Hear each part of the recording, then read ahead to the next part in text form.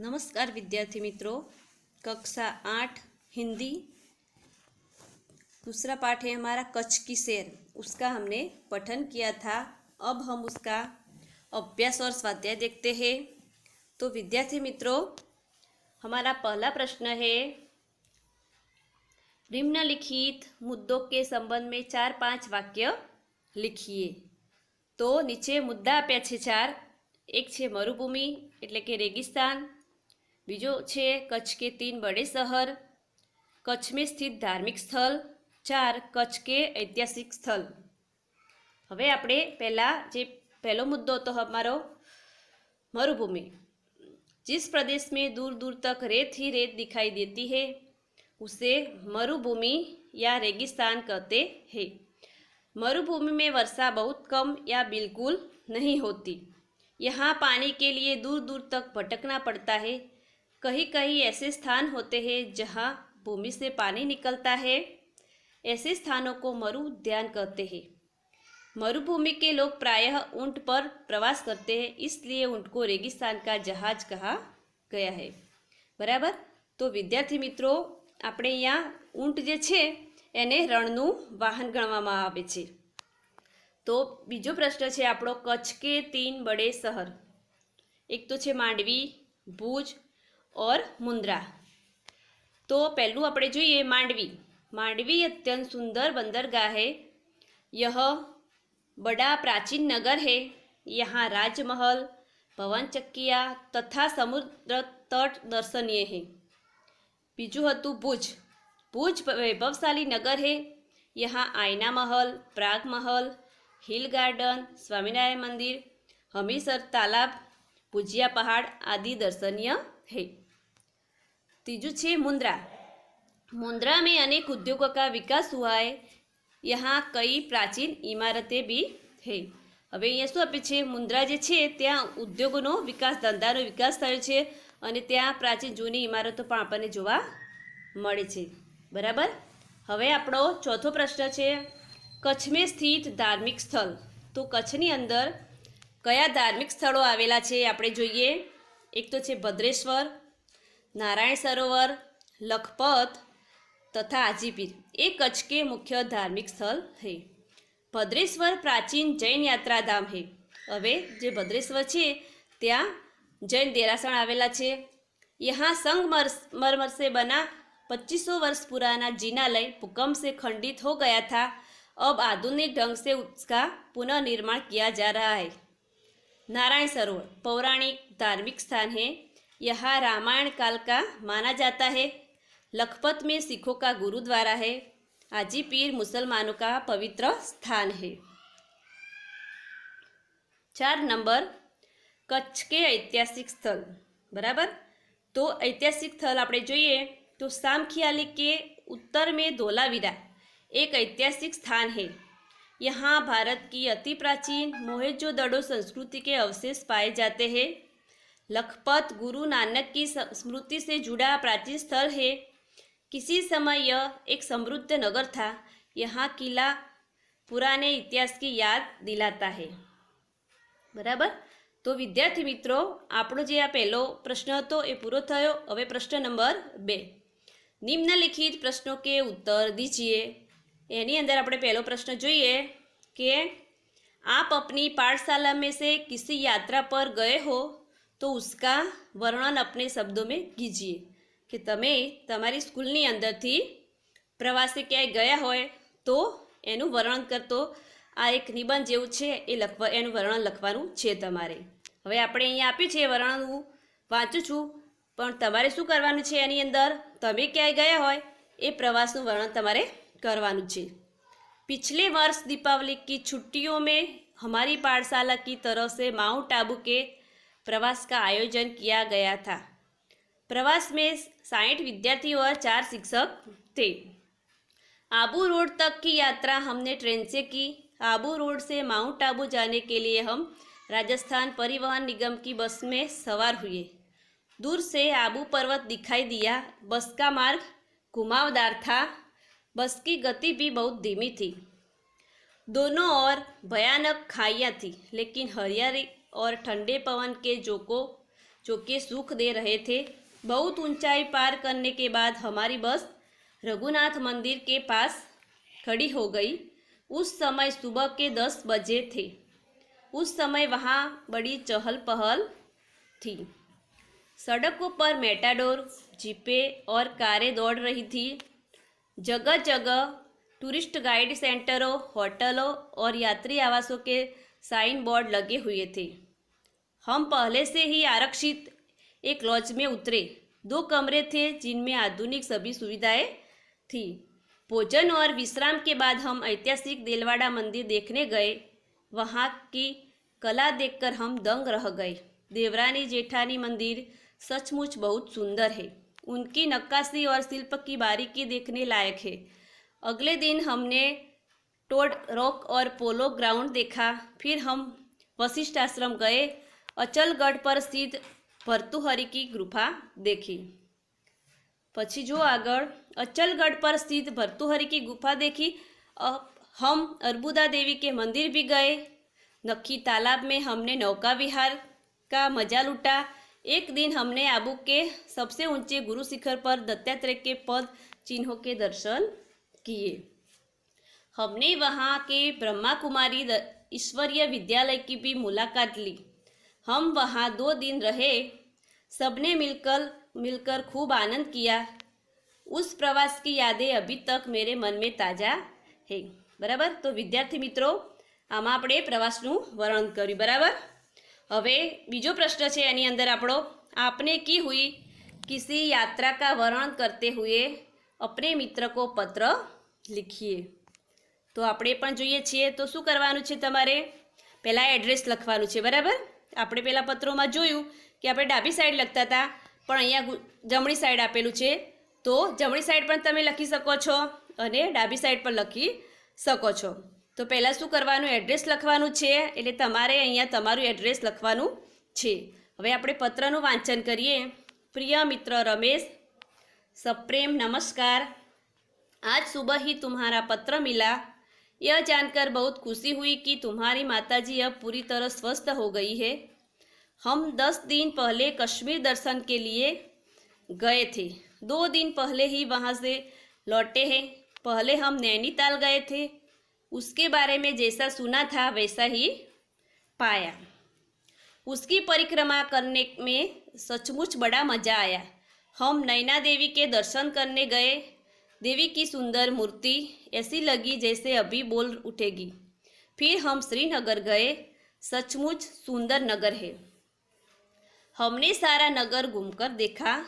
डल झील की सुंदरता ने हमारा मन मोह लिया। उसमें हमने शिकारे में बैठकर जल विहार का आनंद लिया। वुलर और मानसबल झीलें भी हमें बहुत अच्छी लगी, लेकिन वे डल का मुकाबला तो नहीं कर सकती। श्रीनगर और पहलगांव के बीच केसर की क्यारियाँ से आ रही खुशबू ने हमें मदमस्त कर दिया। शालीमार और निशात बाग में घूमते हुए हमें स्वर्ग के नंदनवन में घूमने के जैसा आनंद आया। मैंने वहाँ के कई स्थानों के फोटो लिए। कुछ फोटो तुम्हें भेज रहा हूँ शेष मिलने पर। तुम्हारा मित्र महेश। હવે આપણે આગળ પ્રશ્ન નંબર 3 જોઈએ। તો એની અંદર છે પ્રશ્ન નંબર 3ની અંદર दिए गए शब्द मिले ऐसी पहेलियों का निर्माण कीजिए। बराबर। तो આપણો પહેલો શબ્દ છે સિતારા। તો અહીંયા આપણે જોઈએ કે सितारा तो आकाश में रहता हूँ, रात भर चमकता हूँ, दिन में छिप जाता हूँ, सूर्यास्त होने के बाद फिर निकल जाता हूँ, चम चम चमकता हूँ, रहता हूँ मैं मौन। तो एमां शुं जवाब छे? सितारा। बराबर। तो अहींया एनुं चित्र पण आपणे आप्युं छे। हवे बीजी पहेली छे आपणी हाथी। हाथी एटले આપણે અહીંયા ત્યાં જોઈએ અને गणपति जैसा मोह है मेरा। बराबर। गणपति जैसा मोह है मेरा, काया खूब विशाल, सबसे बड़ा जानवर हूँ मैं, मस्त है मेरी चाल। बराबर। तो एनो जवाब छे हाथी। तो अहींया हाथीनुं चित्र पण आपेलुं छे। आपणी तीजी पहेली छे कि मेरे रहने पर अंधेरे की नहीं चल पाती, मेरे दो साथी है तेल और बाती। બરાબર, તો એનો જવાબ શું આવશે? ચિરાગ, એટલે કે આપણે શું કહે છે એને? દીવો. જો અહીંયા દીવાનું પણ ચિત્ર આપેલું છે. હવે ચોથી પહેલી છે આપણી કે ज्ञान का मंदिर हूँ, सरस्वती का घर हूँ, आओगे यदि मेरे पास, पाओगे विद्या का प्रकाश। આ બધું વિદ્યા ક્યાંથી આપણને મળે છે? શાળા, એટલે કે એનો જવાબ શું છે? પાઠશાળા. જો અહીંયા સ્કૂલનું પણ દ્રશ્ય આપેલું છે. હવે આપણે વિદ્યાર્થી મિત્રો અભ્યાસ આપણો અહીંયા પૂરો થયો. હવે આપણે સ્વાધ્યાય જોઈએ. બરાબર, તો સ્વાધ્યાયની અંદર પણ 5 પ્રશ્ન આપેલા છે. તો એની અંદર આપણો પહેલો પ્રશ્ન છે कि दिए गए शब्दों को शब्दकोश के क्रम में लिखिए। तो જે આ શબ્દો આપે છે એને આપણે શબ્દકોશના ક્રમમાં લખવાના છે. બરાબર, તો પહેલો અભ્યાસ, વિનય, સંધ્યા, પ્રગતિ, અભિવાદન, મહકના, સંગ્રામ, શાયર અને હમદર્દ. તો એનો જવાબ આપણે હવે લખીએ, જેમ આપણે ક્રમમાં હવે એને ગોઠવીએ. તો પહેલું શું આવશે? અભિવાદન.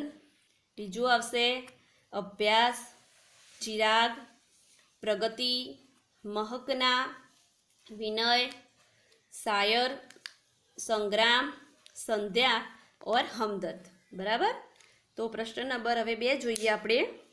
એની અંદર છે इस पाठ में आए प्रशासकीय शब्दों की सूची बनाकर उनका वाक्य में प्रयोग कीजिए. बराबर, એટલે આપણે શબ્દો અંદરથી લેવાના છે અને એનો વાક્ય પ્રયોગ કરવાનો છે. તો પાઠની અંદરથી આપણને એવા 5 શબ્દો મળે છે, એ આપણે જોઈએ અને એનો વાક્ય પ્રયોગ કરીએ. બરાબર, તો પહેલો શબ્દ છે અધિક્ષક. મેં થાને મેં જાકર અધિક્ષક સે મિલા. બરાબર, ત્યાંના અધિકારી હોય એને મળ્યો એમ એવું કહે છે. બીજું છે પ્રભાગ. ફિલ્મ પ્રભાગ આજ બંધ થા. વિભાગ એટલે કે वरिष्ठ, वे यहाँ के वरिष्ठ अभियंता है. बराबर, એટલે કે મુખ્ય એમ, વરિષ્ઠ એટલે કે. પછી આપણે ચોથું જોઈએ કનિષ્ઠ. કનિષ્ઠ અધિકારી યોગ્ય વ્યક્તિ હે, કે સૌથી મોટા જે કનિષ્ઠ અધિકારી છે એ યોગ્ય કે સારા વ્યક્તિ છે. સચિવ, મંત્રી ને अपने सचिव को बुलाया. જે એમનો સચિવ હોય છે એની વાત કરી છે. હવે આપણે જોઈએ આપણો પ્રશ્ન નંબર 3. बराबर, तो प्रश्न नंबर 3 ની અંદર છે कि नीचे दिए गए विशेषणों का वाक्य में प्रयोग कीजिए. बराबर, तो नीचे विशेषण આપવામાં આવે છે. આપણને 7 વિશેષણ આપ્યા છે. બરાબર, તો આપણે શું કરવાનું છે? એની અંદર તમારે એનો પ્રકાર લખવાની જરૂર નથી, પરંતુ તમારે એનું વાક્ય બનાવવાનું છે. બરાબર, જો ગુણવાચક વિશેષણનું વાક્ય હોય, જ્યાં ગુણ આપ્યો હોય ત્યાં ગુણવાચક વિશેષણ કહેવાય, સંખ્યા આપેલી હોય તો સંખ્યાવાચક, અને સાર્વનામિક પણ અંદર હોઈ શકે છે. તો આ વિશેષણ આપણે પછી જોઈશું. આપણે 6ઠા અને 7મા ધોરણમાં પણ આપણે વિશેષણ ભણી ગયા છે, પરંતુ આપણે અત્યારે વાક્ય જોઈએ. દયાવાન, રાજા બહુ દયાવાન થા. બીજું છે મૂલ્યવાન, તો સમય સબસે મૂલ્યવાન વસ્તુ હે. બરાબર, કૃપાલુ, સંત કૃપાલુ હોતે હે. 4 નંબર थोड़ा सा, तो दाल में थोड़ा सा नमक ज़्यादा है. હવે 5 નંબર આપણે જોઈએ તો अच्छा, मोहन एक अच्छा लड़का है. बराबर. 6 सुंदर, तो उद्यान में सुंदर फूल खिले हैं. प्रिय, तो गुलाब मेरा प्रिय पुष्प है. बराबर, तो विद्यार्थी मित्रों આપણે ત્રીજો પ્રશ્ન જોયો. હવે આપણો પ્રશ્ન નંબર અહીંયા 4 છે. दिए गए परिच्छेद का हिंदी में अनुवाद कीजिए. बराबर, અત્યાર સુધી આપણે શું લગભગ ફકરો આવતો કે હિન્દી આવતું, એનું આપણે ગુજરાતી કરતા, પણ અહીંયા શું આપ્યું છે? ગુજરાતી આપ્યું છે. તો આપણે હવે એનું શું કરવાનું છે? હિન્દી કરવાનું છે. બરાબર, તો આપણે અહીંયા જોઈએ ફકરો કે હિરણ નદીની પશ્ચિમ બાજુએ સુરત દાદા વિદાય લઈ રહ્યા છે.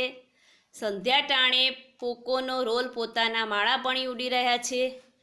ભેંસોનું ખાડું અને ગાયોના ધણ પોતાના માલિકના ઘર વળી રહ્યા છે. ત્યારે ઝરમર વર્ષની રાત ઈ સૌ અસહ્ય ગરમીની પીડામાંથી મુક્તિનો આનંદ લઈ રહ્યા હતા. મારું માનવું જ નહીં, પશુ પક્ષી અને જીવજંતુ પણ શાંતતા અનુભવવા લાગ્યા. હવે આપણે એનું હિન્દીમાં અનુવાદ વાંચીએ એનું, बराबर.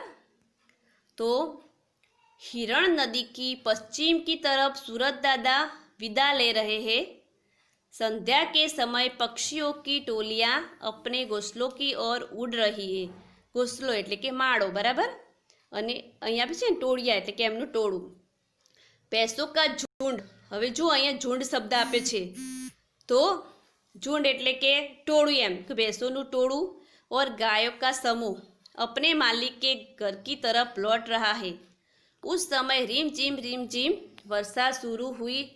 लोग असह्य गर्मी की पीड़ा से मुक्ति का आनंद ले रहे थे. केवल मनुष्य ही नहीं, पशु पक्षी और जीव जंतु भी शांति का अनुभव करने लगे. बराबर. तो विद्यार्थी मित्रों, આપણે આ અનુવાદ પણ જોયું. હવે આપણે પ્રશ્ન નંબર 5 છે આપણો, અપૂર્ણ કહાની કો પૂર્ણ કીજીએ. અહીંયા કહાની જે આપી છે ને એ અધૂરી આપી છે, બરાબર. તો આપણે શું કરવાનું છે, એને પૂરી કરવાની છે. તો આપણે અધૂરું જે વાક્ય છે એનું એ આપણે પહેલાં વાંચી લઈએ. एक गांव था, उस गांव में एक गरीब किसान रहता था. उनके दो बेटे थे, बड़े का नाम रामू और छोटे का नाम श्यामू. હવે આપણે શું કરીએ, એનો જવાબ જોઈએ, બરાબર. તો एक गांव था, बराबर, एक गांव था. उस गांव में एक गरीब किसान रहता था. उनके दो बेटे थे, बड़े का नाम रामू और छोटे का नाम श्यामू था. बराबर. रामू को खेल कूद का शौक था. હવે જે રામુ હતો એને રમવાનો શોખ હતો. ઉસે નિશાનેબાજી में भी बहुत रुचि थी. અને નિશાનેબાજીમાં પણ એને ખૂબ રુચિ હતી એમ. बड़ा होकर वह भारतीय सेना में भर्ती हो गया. અને જ્યારે મોટો થયો એટલે ભારતીય સેનામાં ભરતી થયો. હવે छोटे बेटे श्यामू को खेती बाड़ी का शौक था. उसने खेती की जिम्मेदारी संभाली और एक समृद्ध किसान बन गया. बराबर. तो શું થયું પછી, એક સમૃદ્ધ કિસાન એટલે કે ખેડૂત બન્યો. તો વિદ્યાર્થી મિત્રો, આપણે આજે આપણે અભ્યાસ સ્વાધ્યાયના પ્રશ્નો સોલ્વ કર્યા. આ બધા જ પ્રશ્નો તમારે નોટબુકમાં લખવાના છે, બરાબર. આભાર.